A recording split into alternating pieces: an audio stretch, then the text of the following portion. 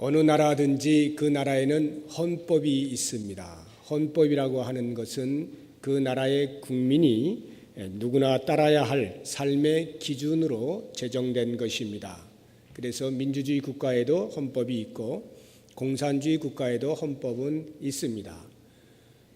그리 없어서 헌법을 제정할 수 없는 그러한 문명의 부족 국가라 할지라도 추장의 말, 곧 그것이 불문율이 되어서 그 부족민들이 기준으로 삼는 그런 일이 있습니다. 그래서 어느 나라를 막론하고 삶의 기준이 되는 법칙은 있게 마련인 것입니다. 우리나라는 대한민국 국민으로서의 그 헌법을 가지고 그 헌법을 따라 기준으로 삼고 살아가고 있습니다.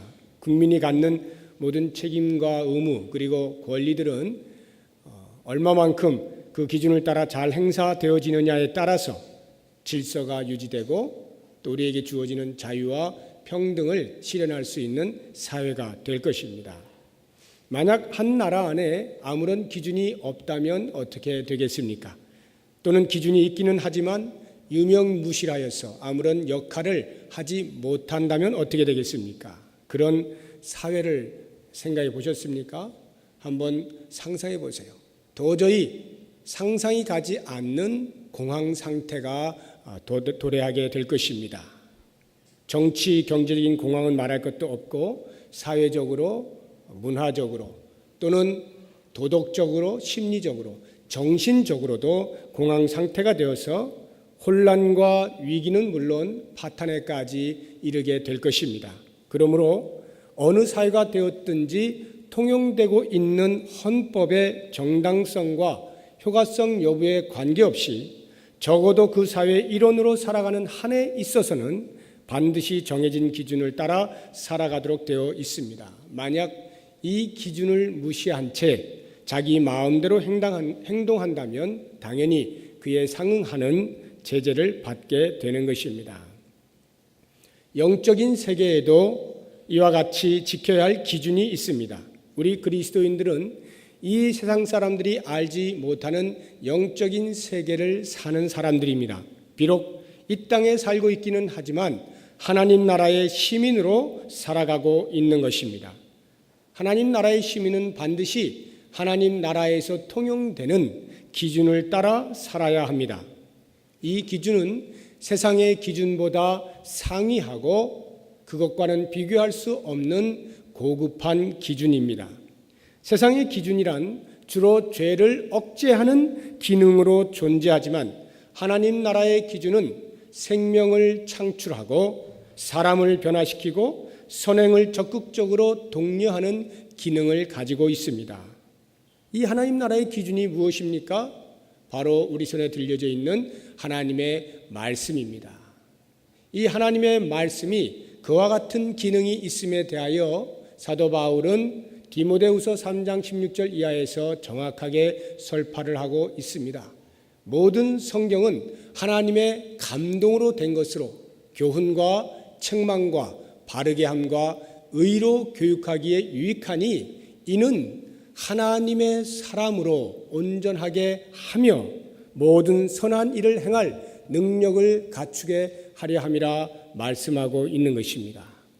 야고보 장로 또한 본문에서 이 하나님의 말씀이 성도의 삶의 기준이 되는 것임을 가르치고 있습니다. 성도가 성숙한 자리에까지 이르기를 원한다면 언제든지 하나님의 말씀을 기준으로 삼아 살아갈 때에 가능한 것임을 가르치고 있는 것입니다. 이에 대하여 두 가지 교훈을 하시고 있는데 오늘 그 첫 번째 교훈에 대해서 함께 생각을 해보도록 하겠습니다. 오늘 우리가 살펴볼 교훈은 기준의 내용을 알아야 한다는 것입니다. 운전을 하고 싶은 사람이 운전을 배울 때 실기를 먼저 보지 않고 필기부터 합격을 합니다. 필기를 합격하고 나면 그 다음에 이제 실기 시험을 보게 되는데요. 아무리 운전을 잘한다고 해도 운전의 기준이 되는 교통법규를 알지 못하면 운전을 할 수가 없기 때문에 그렇죠. 법규도 모르는 사람에게 운전을 하게 한다면 그것은 어린 아이에게 칼을 주는 것과 별반 다를 바가 없을 것입니다. 운전을 잘한다고 만약에 빨간불에 지나간다고 가정을 해보십시오. 이런 경우에는 운전을 잘하는 것이 오히려 더 큰 화를 불러일으키게 되죠. 기준의 내용도 알지 못한 채 그 기준을 지킨다거나 또는 기준을 따라 산다는 것이 어불성설이라는 것을 말씀하고 있는 것입니다. 마찬가지로 성경 말씀이 우리의 삶의 기준으로 적용되어야 하는 것이라면 가장 근본적으로 그 기준의 내용이 무엇인지를 정확하게 알아야 할 것입니다. 하나님 나라의 시민으로서 기준이 되는 하나님의 말씀을 알지 못한 채 그에 걸맞은 삶을 산다는 것이란 기대해서도 안 되고 기대할 수도 없는 것입니다. 야고보 장로는 이것을 19절에서 사람마다 듣기는 속히 하고 라는 표현을 썼습니다. 21절에서는 말씀을 온유함으로 받으라는 표현을 썼습니다. 하나님의 말씀이 어떤 내용을 담고 있는지 알아볼 수 있는 방법은 여러 가지가 있죠. 읽는 것도 되겠고 듣는 것도 당연히 되겠고요. 쓰는 것도 하나님의 말씀을 알아볼 수 있습니다. 또 외우는 것이라든가 연구하는 것, 묵상하는 것 등등 여러 가지 경로를 통해서 우리는 말씀의 내용을 습득할 수 있습니다. 야고보 장로는 이 모든 것들을 함축하는 의미로서 들으라 또는 받으라는 단어를 사용하고 있는 것입니다. 성경을 보시면 들으라 또는 듣는 것에 관한 교훈의 말씀이 많이 나오는데요. 특히 신명기 6장 4절에 보시면 유명한 쉐마가 나옵니다. 이스라엘아 들으라. 한글 성경에는 그렇게 기록이 되어 있는데 오직 여호와는 유일하신 하나님이시니 그 하나님을 마음을 다하고 뜻을 다하고 힘을 다하여서 사랑하라 이렇게 이제 말씀하고 있어요. 원문을 보시면은 쉐마 이스라엘 이렇게 나와 있어요. 그것은 들으라 이스라엘아 이런 말입니다. 들으라는 말이 가장 먼저 나와 있는데 그만큼 이스라엘 백성들에게 있어서 듣는다라고 하는 것은 매우 중요한 것이었습니다. 그래서 회당에서 이스라엘 백성들은 모일 때마다 누군가가 말씀이 기록되어 있는 두루마리를 펼쳐서 읽으면 모든 회중들은 다 그 앞에서 경청을 하는 것입니다. 이렇게 하나님의 말씀을 듣는다는 것은 이스라엘 백성들에게 매우 중요한 것이었습니다. 뿐만 아니라 요한계시록 2장과 3장에 보시면 예수님께서 소아시아의 7교회에 주시는 예언의 말씀들이 나옵니다. 사도 요한이 환상 중에 받은 말씀들을 기록한 것인데요.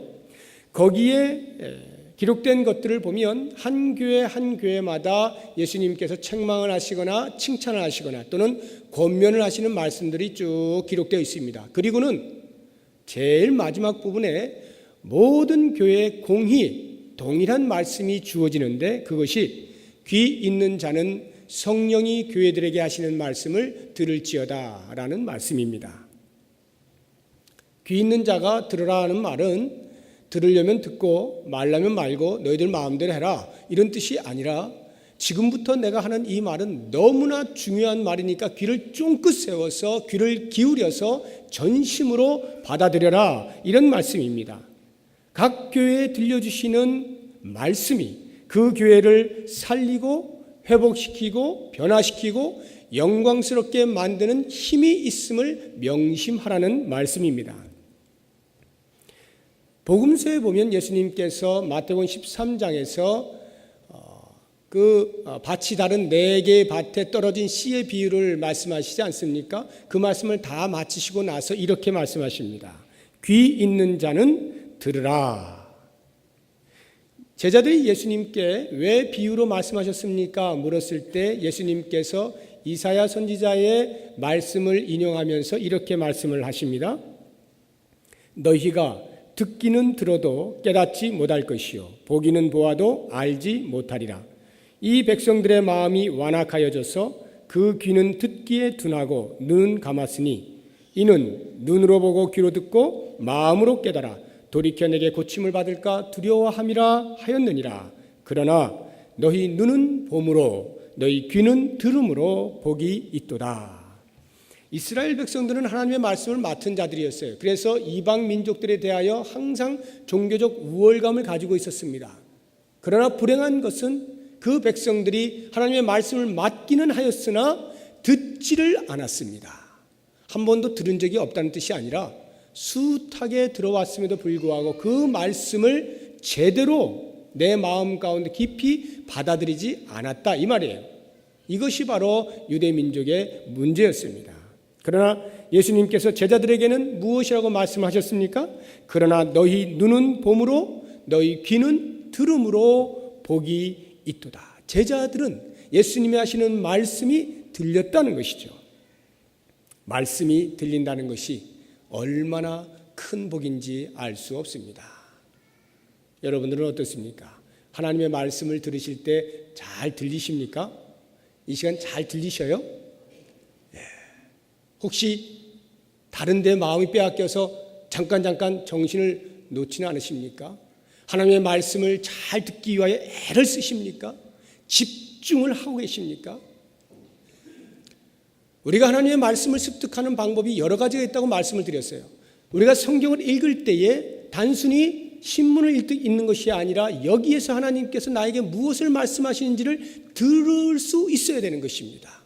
우리가 하나님의 말씀을 암송한다 할지라도 문자를 외우는 것이 아니라 그 말씀이 생생하게 내 마음을 두드리도록 들을 수 있어야 합니다. 우리가 하나님의 말씀을 연구하고 말씀을 묵상할 때에도 살아계신 하나님께서 지금 나에게 어떤 말씀을 하시는지를 내가 귀를 열어서 그 연구하는 동안, 묵상하는 동안 들을 수 있어야 하는 것입니다. 특별히 예배 시간에 이렇게 하나님의 말씀이 선포되어질 때에 그 말씀이 바로 나에게 하시는 말씀인 것을 깨닫고 귀를 쫑긋 세워서 하나님, 지금 내 삶이 이렇게 곤고한 중에 말씀을 통하여 위로해 주시는 것을 감사합니다. 하나님, 제 영혼이 잠시 하나님을 멀리 떠나서 죄악 가운데 거하고 있었는데 주의 말씀을 통하여 저를 깨우쳐 주시니 참으로 감사합니다. 들려지는 말씀이, 선포되어지는 말씀이 나를 향하여 주시는 말씀인 것으로 부여잡을 수 있을 때 이것이 바로 하나님의 말씀을 듣는다라고 말을 할 수 있는 것입니다. 이렇게 하나님의 말씀을 듣게 될 때 우리는 비로소 우리의 마음 가운데서 믿음이 자라나는 것입니다. 사도 바울은 로마서 10장 17절에서 분명하게 말씀하십니다. 믿음은 들음에서 나고 들음은 그리스도의 말씀으로 말미암느니라. 말씀을 듣게 될 때 그 말씀을 통하여서 우리의 믿음이 태어나게 되고 태어난 그 믿음이 말씀을 계속하여 듣는 중에 점점 자라나게 된다는 것입니다. 그러므로 사랑하는 성도 여러분, 하나님의 말씀이 선포되어질 때 또는 하나님의 말씀이 손에 쥐어졌을 때에 그 말씀에 경청하십시오. 모든 잡념을 다 내려놓으십시오. 나에게 지금 이 시간 바로 여기에서 주시는 말씀을 놓치지 마시기 바랍니다. 하나님의 말씀이 말씀으로 들리는 축복이 있기를 원합니다. 이렇게 말씀을 잘 듣는 것이 우리의 소원인데 그렇다고 가만히 있으면 말씀이 저절로 들리느냐? 그렇지는 않습니다. 여러분 가운데 지금도 이렇게 잘 앉아 계시지만 하나님의 말씀이 전혀 귀에서 맨 이렇게 돌기만 하고 마음으로 와닿지 않는 분이 계실는지 모릅니다. 그러한 여러 가지 이유 가운데 하나가 있습니다. 우리가 하나님의 말씀을 잘 듣기 위하여 먼저 꼭 해야 되는 것이 있는데 그 하나가 무엇이냐 하면 우리의 마음에 쌓여있는 악을 제거하는 것입니다.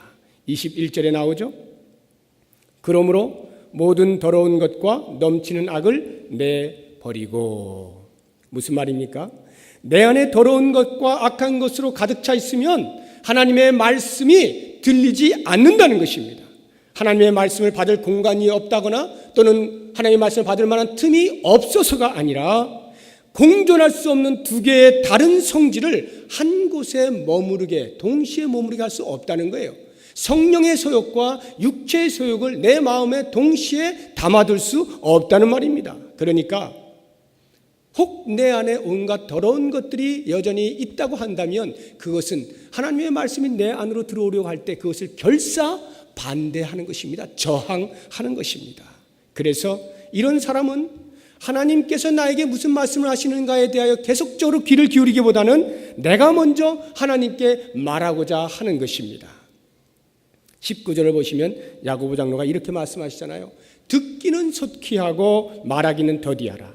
듣기는 속히 하고 성내기는 더디하라. 왜 이런 말씀을 하십니까? 보통 이 말씀에 대하여서 해석되어지고 있는 것들이 주로 윤리적인 차원에서 해석이 되고 있습니다. 우리의 윤리적 삶에 대한 교훈으로 보여지는 것입니다. 예를 들어서 언어 생활에 있어서 우리가 일반적으로 말을 많이 하면 아무래도 실수를 좀 많이 하게 되죠. 그래서 지혜로운 사람은 말을 가능하면 줄이는 것입니다. 말을 잘 안 하는 것입니다. 대신에 다른 사람의 말을 자주 듣는 것입니다. 이것이 지혜롭다라고 성경은 여러 곳에서 말을 하고 있습니다. 잠언 10장 19절에 보면 말이 많으면 허물을 면하기 어려우나 그 입술을 제어하는 자는 지혜가 있다 말씀하고 있고요.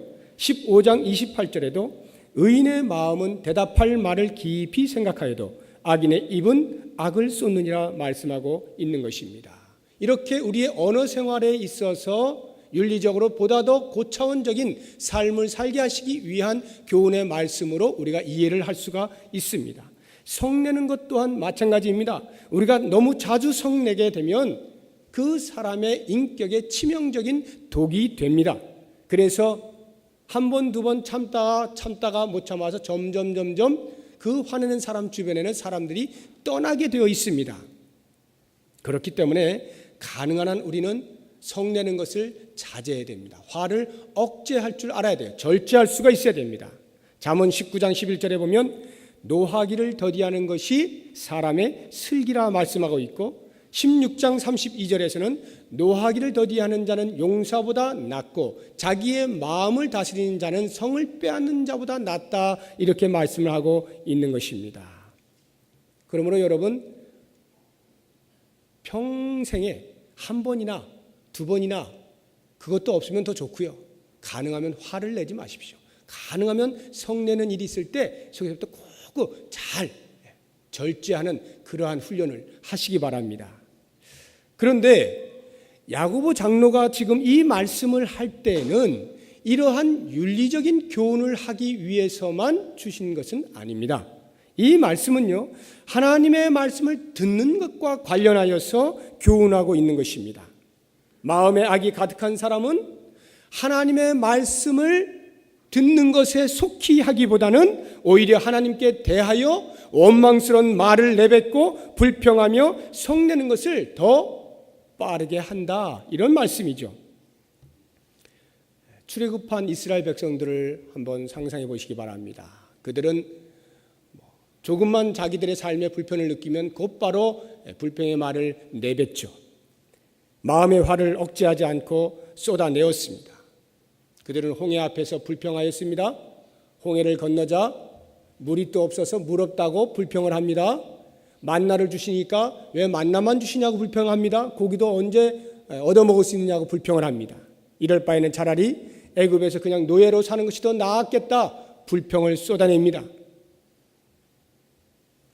홍해라고 하는 장애물이 그들 앞에 있을 때에 그들은 가나안 땅으로 반드시 인도하시겠다고 하는 하나님의 약속의 말씀을 부여잡지 않았기 때문에 그렇습니다. 잠시 물이 없어서 가난 상황 때문에 홍해를 건너게 하신 하나님의 전능하심에 대하여 마음을 두지 않았던 것입니다.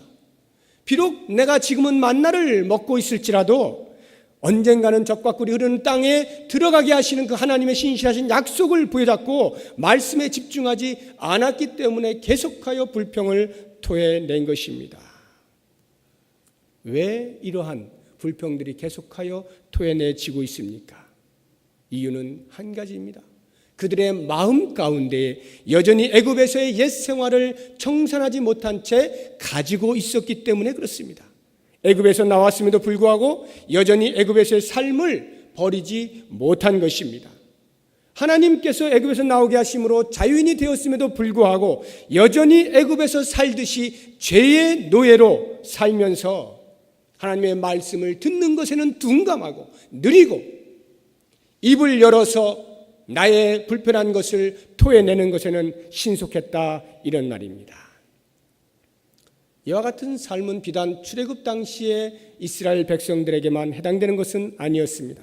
초대교회 당시 유대인 지도자들도 동일한 상태에 있었습니다. 사도행전 7장을 보시면 스데반의 설교가 나오죠.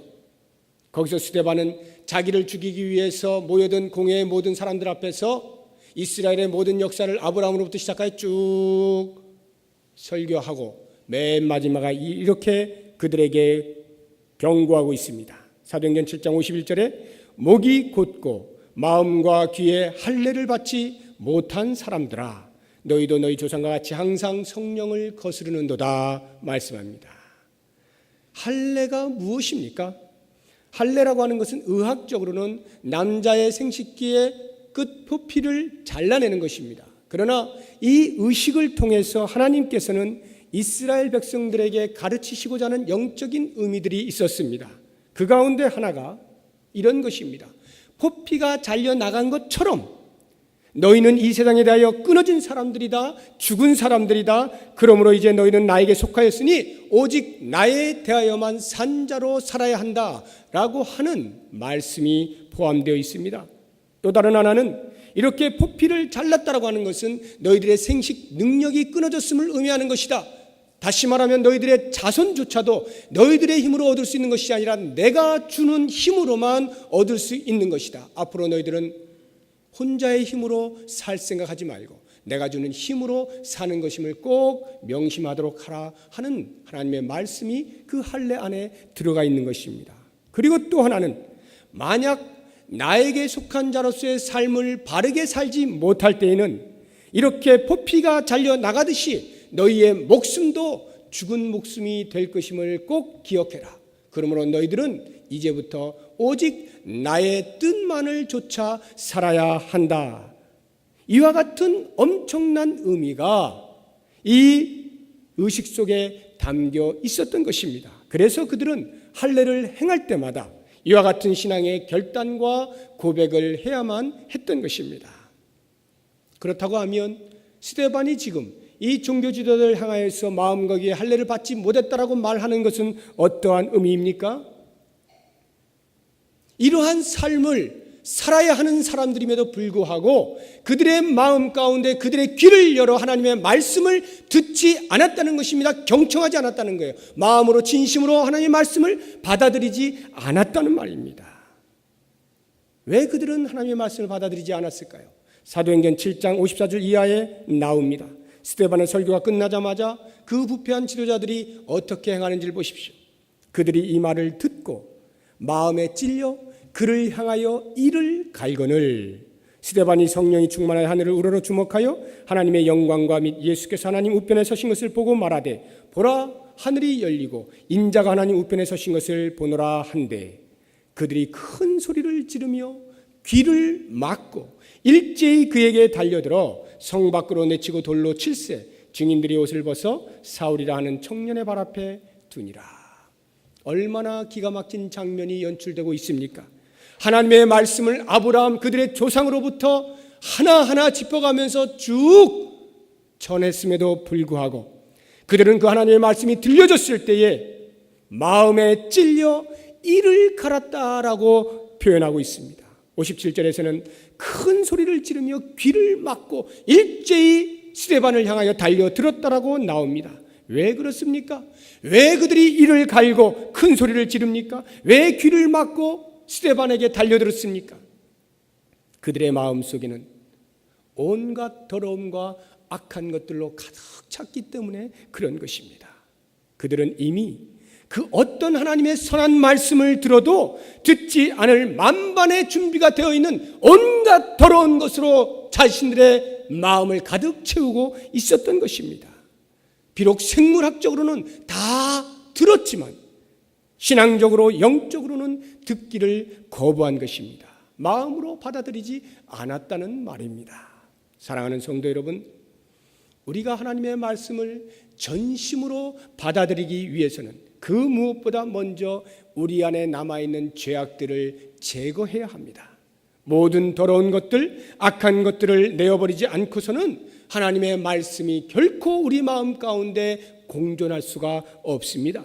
내 안에서 끊임없이 서식하려고 하는 이 악의 곰팡이들을 회개의 영을 통하여서 우리의 삶을 날마다 깨끗하게 청소해야 하는 것입니다.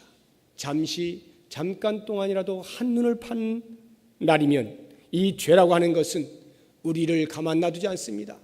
우리의 귀를 열게 하되 온갖 세상의 잡다한 소리들, 온갖 세상의 유혹거리들, 그러한 것에 귀를 크게 만들어 놓습니다. 대신에 진리의 말씀으로 우리에게 다가오시는 그 하나님의 말씀에 대하여는 우리의 귀를 둔하게 만들고 우리의 귀를 막아버리는 것이 바로 이 죄의 특성인 것입니다. 사랑하는 여러분, 혹시 하나님의 말씀을 읽을 때, 하나님의 말씀을 외울 때, 하나님의 말씀을 들을 때에 잘 들려지지 아니한 때가 있습니까?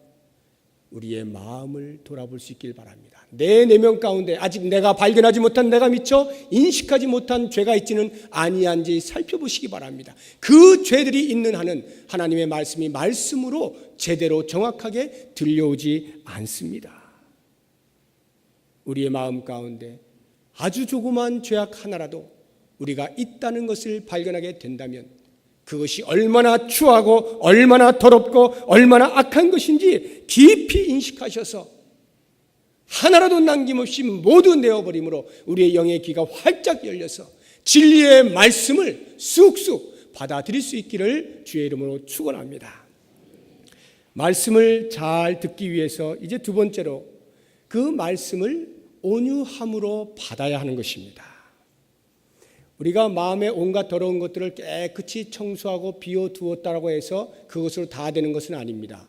이제 비워두었으면 하나님의 말씀으로 채워야 돼요. 채우지 않으면요, 더 악한 귀신이 들어와서 우리의 마음을 이전보다 더 더럽게, 더 악하게 만든다라고 성경은 말하고 있습니다. 그러므로 우리는 깨끗이 비운 마음에 하나님의 말씀을 받아들여야 되는데 어떻게 받아들이느냐?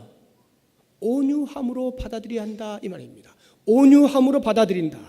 21절 하반절에 나오죠. 너희 영혼을 능히 구원할 바 마음에 심어진 말씀을 온유함으로 받으라. 이 온유함으로 받으라는 말씀의 의미는 두 가지가 있습니다. 첫째는 말씀의 권위와 가치와 능력을 인정하고 그 하나님의 말씀을 겸손하게 수용하라는 뜻입니다. 이 부분에서 가장 탁월한 본을 보였던 성경상의 인물 가운데 한 사람을 꼽으라면 저는 단연 라합을 들겠습니다. 이 라합은 여러분이 잘 아시는 대로 여리고성의 기생이었습니다. 이스라엘 백성들이 여리고성을 점령할 것이라고 하는 소문을 라합이 듣게 됩니다. 그리고 이스라엘 백성들이 진격해 가는 곳곳마다 만나는 나라들은 전부 진멸되고 있다는 것을 다 듣고 있습니다. 이 모든 이유가 전쟁에 능하신 그들의 여호와 하나님으로 말미암아서라고 하는 것도 소문을 들어서 익히 알고 있습니다. 그래서 그런지 그녀는 정탐꾼 2명이 자기 집에 들어왔을 때 숨겨주죠. 도망갈 길을 열어줍니다.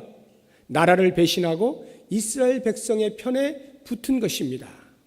표면적으로 보기에는 상황을 잘 파악하고 살 길을 마련하는 임기응변에 능한 이기적인 사람처럼 보입니다. 자기의 목숨, 자기 가족의 목숨을 살리기 위해서라면 나라를 팔아넘기는 것을 마다하지 않는 매국노, 의리도 없고 정의도 없는 아주 파렴치한 여인으로 보일 수밖에 없습니다. 그런데 성경은 바로 이 여인을 가리켜서 위대한 믿음의 사람이라고 말을 하고 있다는 것이 아이러니입니다. 왜 라합의 이와 같은 행동이 위대한 믿음의 행동이었을까요? 영적인 눈으로 바라볼 때 라합은 하나님 편에 서는 것이야말로 가장 분명한 삶이라고 하는 것을 인식했다는 것이죠. 그런데 말이죠, 이 라합이 어떻게 그러한 소문을 듣고서만 이스라엘의 편에 설 수 있었느냐? 저는 이것이 의아한 것입니다. 라합의 믿음이 도대체 어떤 믿음이길래 하나님께서 직접 라합에게 다가가서 말씀하신 것도 아닙니다. 라합이 기도하다가 하나님을 만나서 그런 말씀을 들은 것도 아닙니다. 라합은 그냥 단순하게 주변에서 떠돌고 있는 소문을 들은 것뿐입니다. 그것 이상도 이하도 아닌 그러한 상태의 말씀 듣는 것을 가지고 어떻게 라합은 그 말씀 부여잡고 이것이 하나님의 말씀인 것을 알고 믿음으로 아름다운 신앙을 고백할 수 있었느냐? 저는 바로 여기에서 라합이야말로 하나님의 말씀을 가장 온유하게 받아들인 사람이로구나 하는 것을 알게 되는 것입니다. 그 다음으로 온유하게 받는다라고 하는 이 말의 의미는 말씀을 입맛대로 골라서 나에게 듣기 좋은 말만 받아들이는 것이 아니라 어떠한 말씀이 되었든지 다 받아들이는 것을 말씀합니다. 하나님의 말씀이 갖는 권위와 가치와 능력을 인정한다면 그 말씀은 어떤 말씀이 되었든지 창세기에서부터 요한계시록까지 동일한 가치를 갖는 것입니다. 그러므로 나의 선지식이나 나의 경험이나 나의 지금까지의 종교적인 관습 등으로 하나님의 말씀을 걸러들어서는 안 되는 것입니다. 때로 나에게 부담이 되고 또 때로는 나에게 불편함을 주는 그러한 말씀이 들린다 할지라도 그 말씀도 동일하게 나에게 가치가 있고 능력을 행사하는 말씀인 것으로 인식하고 받아들일 수 있어야 한다는 말입니다. 나에게 유익한 것만 취한다거나 아니면 나를 불편하게 만드는 말씀이 있으면 그것을 달리 해석을 해서 적당히 합리화시키는 이러한 어리석은 생각을 다 버려야 하는 것입니다.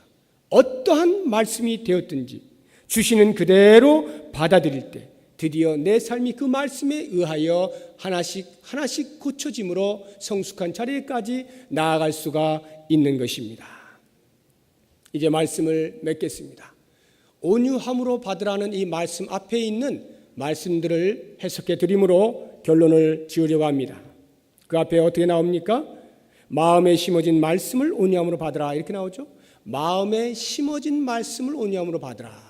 우리는 이것을 잘못 해석하게 되면 말씀이 마음 깊이 뿌리 내린 것으로 이렇게 이해를 하기 쉬운데 그런 의미가 아니라 사도들을 통하여 이 성도들은 이미 복음의 말씀을 여러 차례 여러 경로를 통해서 들었다. 이게 바로 마음에 심어진 도입니다.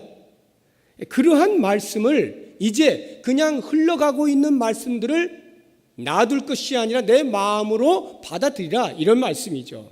그리고 그 앞에 나오는 너희 영혼을 능히 구원할 바라고 하는 이 말씀은 복음은 인간의 영혼을 구원할 능력을 충분히 가지고 있다는 말씀인데요. 왜 야고보 장로가 이런 말씀을 하십니까? 우리의 영혼을 구원하기에 충분한 능력이 있는 말씀임에도 불구하고 만약 우리가 그 말씀을 겸손하게 받아들이지 않는다면 겸손하게 받아들이지 않는 자에게는 아무런 일도 일어나지 않는다는 것을 말씀하고 있는 것입니다. 아무리 많은 말씀을 들었다 해야죠. 내가 온유함으로 받지 아니하면 나에게 nothing happen이에요. 아무 일도 일어나지 않는 것입니다. 겸손하게 말씀의 권위와 가치와 능력을 인정할 때 그 말씀은 비로소 우리를 교훈하기 시작하고 우리를 책망하고 우리를 바르게 하고 의로 교육을 하기 시작하는 것입니다. 뿐만 아니라 모든 말씀을 동일한 가치를 가지고 받아들일 때 그 말씀들이 드디어 우리 마음 가운데에서 능력으로 나타나게 되는 것입니다. 사랑하는 성도 여러분, 성숙한 삶을 원하십니까? 그리스도의 장성한 분량이 충만한 데까지 이르는 온전함을 이루기를 원하십니까? 우리의 삶의 기준이 되는 하나님의 말씀을 끊임없이 들으십시오. 말씀을 듣는 것뿐만 아니라 그 말씀을 듣는 것에 방해하는 내 속에 있는 모든 죄악 덩어리들을 다 끊어내십시오. 비록 목욕은 하였으나 날마다 손과 발을 닦아야 하는 것처럼 우리가 예수 그리스도로 말미암아 모든 죄의 사슬에서 노임을 받고 해방을 얻었으나 우리가 날마다 짓는 자범하는 죄로 말미암아 우리의 가슴을 치고 애통해야 하고 회개하는 그러한 일이 있을 때 드디어 하나님의 말씀은 들리기 시작하는 것입니다.